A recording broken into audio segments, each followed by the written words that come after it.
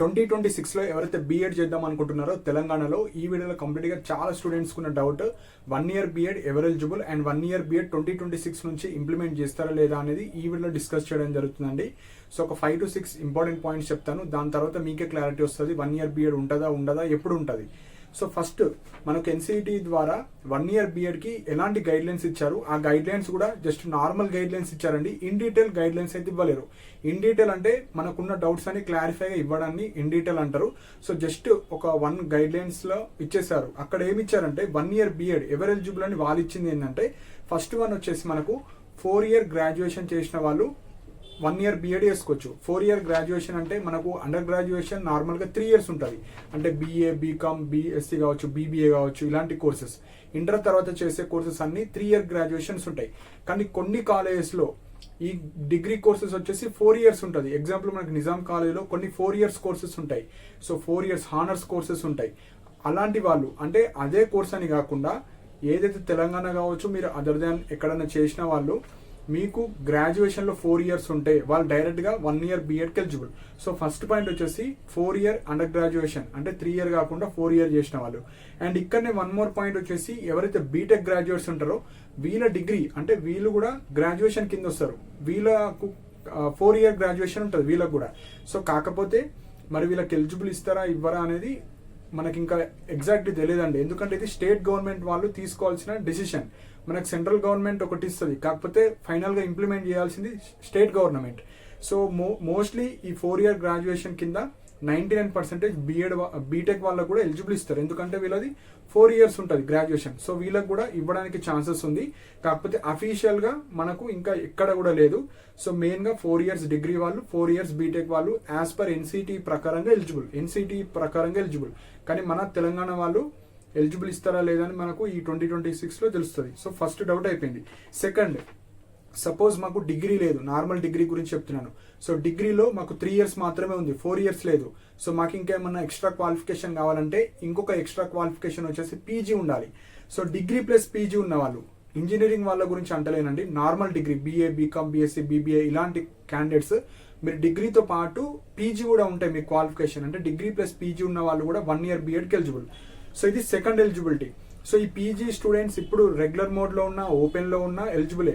ఓపెన్లో కంప్లీట్ చేసిన పీజీ ఎలిజిబులే, రెగ్యులర్లో చేసిన ఎలిజిబులే. అండ్ ఫైనల్ ఇయర్ అంటే డిగ్రీ కంప్లీట్ చేసుకొని ఇప్పుడు ఫైనల్ ఇయర్లో ఉన్న పీజీ స్టూడెంట్స్ వాళ్ళు కూడా ఎడ్సెట్ రాసి మీరు కూడా 1 year చేసుకోవచ్చు. సపోజ్ మనకు 2026 నుంచి ఇంప్లిమెంట్ అయితేనే ఇవన్నీ రూల్స్ దేనికి 2026లో ఇంప్లిమెంట్ అయినప్పుడు. సో ఫైనల్ ఇయర్ వాళ్ళు కూడా ఎలిజిబులే. మీరు డిగ్రీ ఓపెన్లో చేసినా, పీజీ ఓపెన్లో చేసినా అన్ని ఎలిజిబులే. కొంతమంది డౌట్ అడుగుతారు, మేము రెగ్యులర్లో డిగ్రీ చేస్తాం మళ్ళీ పీజీ ఓపెన్లో చేస్తాము, సో అది కన్సిడర్ చేస్తారంటే కన్సిడర్ చేస్తారు. మీరు డిగ్రీ ఓపెన్లో చేసినా, పీజీ ఓపెన్లో చేసినా మీకు వ్యాలిడిటీ అండి. సో అందులో అయితే ఎలాంటి ప్రాబ్లం లేదు. సో ఇంకొక డౌట్ వచ్చేసి ఇక్కడ మెయిన్గా ఇక్కడ డిగ్రీ ప్లస్ పీజీ అన్నారు కానీ ఏ పీజీ క్లారిఫైగా చేయలేరు. అంటే ఇప్పుడు ఎగ్జాంపుల్ బీఏ చేశారు ఒక క్యాండిడేట్, వాళ్ళు ఎంఏ చేసుకోవచ్చు, ఎంబీఏ చేసుకోవచ్చు, వేరే ఇతర కోర్సెస్ చేసుకోవచ్చు, పీజీ కోర్సెస్. సో అవన్నీ మనకు పీజీ కిందనే వస్తాయి. కాకపోతే మనకు ఎడ్సెట్ నుంచి ఎలాంటి పీజీ వాళ్ళని మేము తీసుకుంటాం అది ఇంకా ప్రాపర్గా గైడ్ లైన్స్ అయితే ఇవ్వలేరు. ప్రజెంట్ మీరు normal MA, MCom, MSc, MBA, MCA so ఇలాంటివన్నీ మనకు పీజీ కింద వస్తాయి. అదే ఎవరైతే బీటెక్ గ్రాడ్యుయేట్స్ ఉంటారో సో మీకు 4 year గ్రాడ్యుయేషన్ ఎలిజిబుల్ ఇస్తే బీటెక్ వరకు క్వాలిఫికేషన్ ఉంటే సరిపోతుంది. సపోజ్ బీటెక్కి మేము ఇవ్వము అన్నప్పుడు మీరు ఎంటెక్ చేసి ఉంటే మీరు డైరెక్ట్గా ఎలిజిబుల్ అవుతారు. ఎందుకంటే డిగ్రీ ప్లస్ పీజీ ఉన్నట్టు, అంటే ఒక గ్రాడ్యుయేషన్ ఇంకోటి పోస్ట్ గ్రాడ్యుయేషన్ ఉంది. సో అలా మీరు బీటెక్ ప్లస్ ఎంటెక్ ఉంటే మీరు డైరెక్ట్ 1 year బీఎడ్కి అయితే ఎలిజిబుల్. సో 99% బీటెక్ వాళ్ళకు 1 year బీఎడ్కి ఎలిజిబుల్ ఇస్తారండి. కాకపోతే అది అఫీషియల్ లేదు కాబట్టి నేను చెప్పలేకపోతున్నాను 100%గా. సో అది అఫీషియల్ ఇన్ఫర్మేషన్ వచ్చే వరకు వెయిట్ చేయాల్సిందే. సో ఇక్కడ పీజీ ఉండాలి నార్మల్ డిగ్రీ వాళ్ళకు, అండ్ బీటెక్ వాళ్ళకైతే ఎంటెక్ ఉండాలి. ఎంటెక్ లేకపోయినా ఇస్తారు, కాకపోతే అది అఫీషియల్గా ఇంకా ఎక్కడ కూడా లేదు. సో 6th పాయింట్, ఇప్పుడు మెయిన్ పాయింట్ వచ్చేసి మనకు ఎన్సీఈటీ మనకు నేషనల్ వైడ్గా ఇచ్చిన ఎట్ లాస్ట్ మనకు ఇక్కడ తెలంగాణలో ఏవైతే సెట్ ఎగ్జామ్స్ ఉంటాయో ఎడ్సెట్, నార్మల్గా మీరు బీఎడ్ చేయాలంటే ఎడ్సెట్ ఎంట్రన్స్ రాయాలి. సో ఎడ్సెట్ కావచ్చు, ఐసెట్ కావచ్చు, పీజీ సెట్ కావచ్చు, సో లా సెట్ కావచ్చు, ఇవన్నీ ఎంట్రన్స్ ఎగ్జామ్స్ మనకు Telangana state council of higher education వాళ్ళు కండక్ట్ చేస్తారు. సో ఈ ఏదైతే బోర్డు టీఎస్సిహెచ్ బోర్డు ఏదైతే ఉందో మనకు ఫిబ్రవరిలో ఎగ్జామ్కి సంబంధించిన డేట్స్ ఇస్తుంది. కాకపోతే మార్చి నుంచి నోటిఫికేషన్స్ వస్తాయి. ప్రతి ఎగ్జామ్కి మార్చ్లో నోటిఫికేషన్స్ వస్తాయి. సో మార్చ్లో మనకు అఫీషియల్ డేటా తెలుస్తుంది, అంటే అఫీషియల్ ఇన్ఫర్మేషన్ 1 ఇయర్ది ఇంక్లూడ్ చేస్తున్నారా, 1 ఇయర్ది ఇంక్లూడ్ చేస్తలేరా, మార్చ్లోనే తెలుస్తుంది. సో మార్చ్ వరకు మనమైతే వెయిట్ చేయాలి. సో టీఎస్సిహెచ్ బోర్డు వాళ్ళే మనకు గైడ్ లైన్స్ ఇస్తారు. అండ్ ఇది 2026లో స్టార్ట్ అవుతుందా లేదా అని ఎగ్జాక్ట్ చెప్పలేమండి, ఎందుకంటే ఇది కంప్లీట్గా మన స్టేట్ గవర్నమెంట్ మీద డిపెండ్ అయి ఉంటుంది. అది కూడా టీఎస్సిహెచ్ బోర్డు మెంబర్స్ ఎవరైతే ఉంటారో వాళ్ళ మీదే ఆధారపడి ఉంటుంది. సో నోటిఫికేషన్ మార్చ్లో వస్తుంది కాబట్టి మార్చ్ వరకు మనం వెయిట్ చేయాలి. అఫీషియల్ ఇన్ఫర్మేషన్ ఇంత తెలుసు, మనకు ఎగ్జాక్ట్గా వస్తుంది అని చెప్పలేము. వచ్చినా కూడా ఈ బీటెక్ గ్రాడ్యుయేట్స్ ఎవరైతే ఉన్నారో వాళ్ళది మనకు ఎగ్జాక్ట్ చెప్పలేము. ఈ నార్మల్ డిగ్రీ ఎవరైతే ఉన్నారో degree plus PG, normal PGs ఓపెన్లో పీజీ చేస్తే ఎలిజిబుల్ డైరెక్ట్, వాళ్ళకి ఎలాంటి సందేహాలు అయితే లేవు. కానీ బీటెక్ వాళ్ళకి కొంచెం వెయిట్ చేయాలి. సో స్టేట్ గవర్నమెంట్ మీద డిపెండ్ అవుతుంది. సో 26 మార్చ్లో మనకు అఫీషియల్గా డేట్ వస్తుంది, అప్పటి వరకు మనం ఏం చెప్పలేము.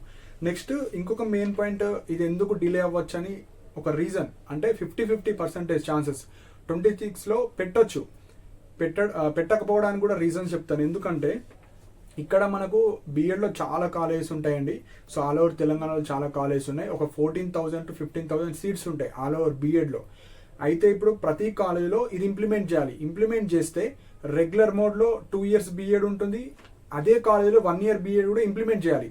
కాకపోతే ఇప్పుడు మనకు బీఎడ్ అంటే మెథడాలజీస్ ఉంటాయి, ప్రతి మెథడాలజీకి ఫిక్స్డ్ అమౌంట్ ఆఫ్ సీట్స్ ఉంటాయి. సో ఇప్పుడు 2 ఇయర్స్కి ఎన్ని ఇవ్వాలి, 1 ఇయర్కి ఎన్ని ఇవ్వాలి. సో 1 ఇయర్కి ఇంప్లిమెంట్ చేస్తున్నాం కాబట్టి ఉన్న సీట్స్లోనే 1 ఇయర్ ఫిల్ చేయాలా, లేకపోతే 2 ఇయర్స్ అలానే కంటిన్యూ చేసి 1 ఇయర్కి సపరేట్గా కొన్ని సీట్స్ కేటాయిద్దామా. సో అవన్నీ ఉంటాయి. సో అవన్నీ వాళ్ళు ఆలోచించి వాళ్ళు ప్రాపర్గా డిసిషన్ తీసుకొని సీట్స్ అనేవి లిమిటెడ్గా చేసేటట్టు చూస్తారు. సో ఇప్పుడు 14,000 2 ఇయర్ బీఎడ్ ఉన్నాయి, మళ్ళీ ఇంకొక 4,000 5,000 ఎక్స్ట్రా యాడ్ చేయాలా, లేకపోతే ఉన్న 14,000లోనే సీట్స్ రెడ్యూస్ చేసి ఆ వేకెన్సీ కింద 1 ఇయర్ బీఎడ్ ఇంక్లూడ్ చేయాలా, అది ఇంకా ఎవరికి తెలియదు. సో వాళ్ళు జనవరి ఫిబ్రవరిలో మీటింగ్ పెట్టుకొని ఇది పెట్టాలా వద్దని డిసిషన్ తీసుకుంటారు. అప్పటి వరకు మనం ఏం చేయలేమండి. సో వెయిట్ చేయాలి.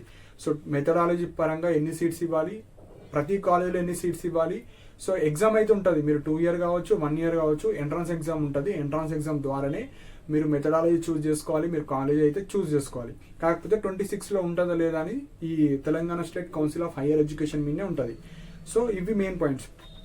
అండ్ ఎవరైతే ఓన్లీ డిగ్రీ ఉంది, ఓన్లీ బీటెక్ ఉంది, ఓన్లీ డిగ్రీ ప్లస్ పీజీ ఉంది, సో ఇలా 1 ఇయర్ కావచ్చు 2 ఇయర్ కావచ్చు, ఎవరైతే ఎడ్సెట్ రాసే వాళ్ళు మీరు డీసెట్ ఎంట్రన్స్ కూడా రాయండి.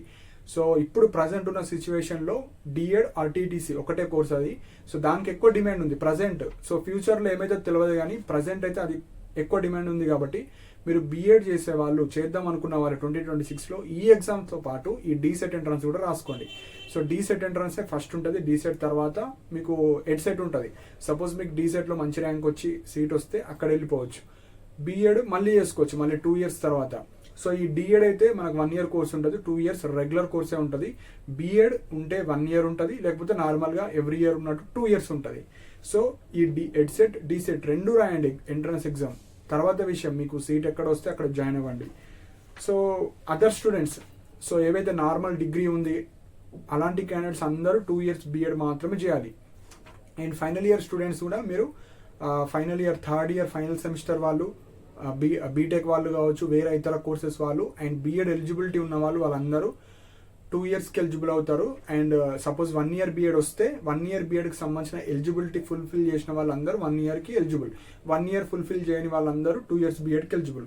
సో ఈ బీఎడ్ ఎంట్రన్స్ ఎంతమంది అయితే రాస్తారో వాళ్ళందరూ మీరు డీసెట్ కూడా రాయాల్సిందే, రాయండి.